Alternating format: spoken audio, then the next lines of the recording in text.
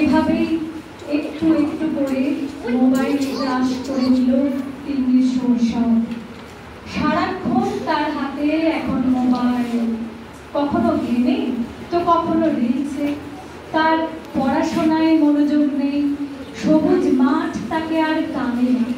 তার জগৎ জুড়ে এখন মোবাইল আর মোবাইল, এমনকি খাওয়ার সময়ও মোবাইল চাই চাই।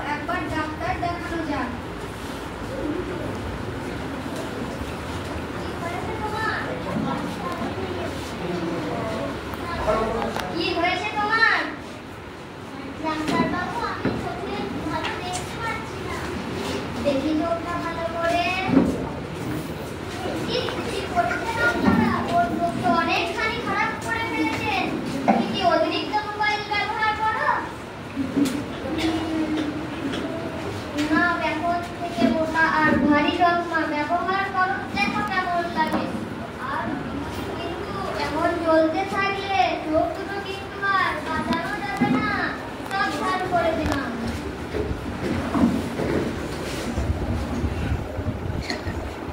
তিন্নির চোখে উঠল চশমা।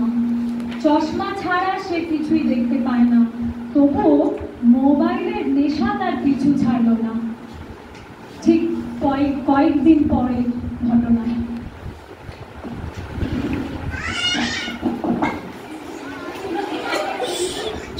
দেখো তিনি সারাক্ষণ ফোন দেখছে, স্কুল থেকে ফিরে গেম খেলছে, বারণ করলে শুনছে না।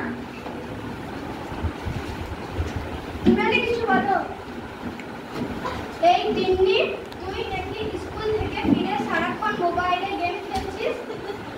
না বাবা, সারাক্ষণ কোথায়, মাঝে মাঝে। না না, তুই ফোন দেখা বাদ দিয়ে পড়াশোনায় মনোযোগ দে। না বাবা, একটু দেখে নি না। মা, বাবা, তিন্নি সকলেই ফোন নিয়ে ব্যস্ত। মা ফোন কলে ব্যস্ত, আর বাবা ব্যস্ত অফিসিয়াল কলে, আর তিন্নি গেমে মগ্ন। এমন এক সকালে বাবা ফোনে কথা বলতে বলতে অফিস রওনা দিলেন। আমি আসছি।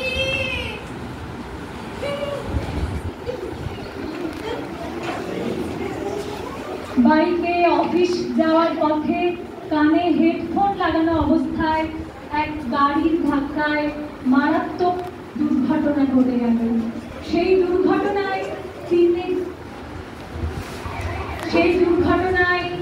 তিন্নির বাবার প্রাণ বাঁচানো গেলেও একটা হাত হারাতে হলো।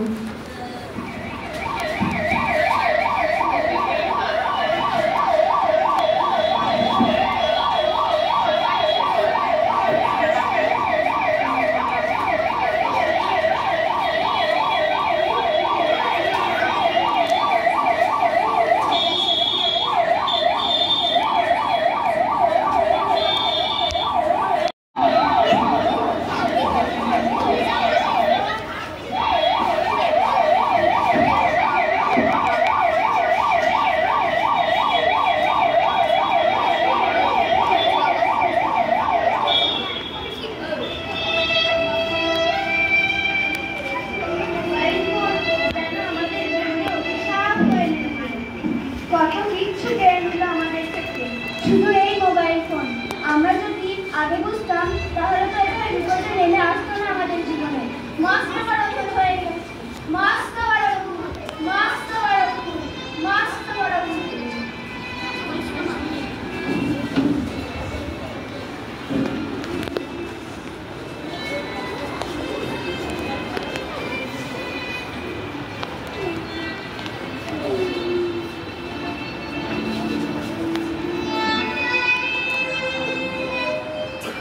মানুষ যদি আমাদের খারাপ দিকগুলো বুঝে যায় তাহলে তো ভারী মুশকিল।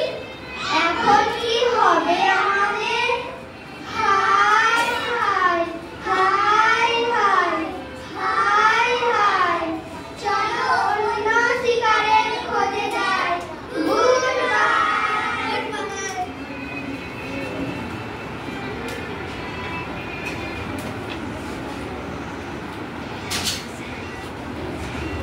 আমরা সকলে আজ অঙ্গীকার করব শুধুমাত্র প্রয়োজন ছাড়া আমরা মোবাইল ফোন ব্যবহার করব না।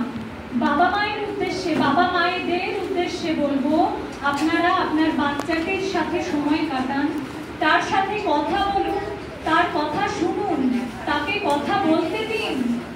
আর ছোটরা মোবাইল থেকে দূরে থাকো, খোলা মাঠে বন্ধুদের সাথে খেলবো, বাড়িতে বাবা মা ভাই বোন সকলের সাথে সময় কাটাবো। আজ আমাদের ছোট্ট নাটক এখানেই শেষ হলো।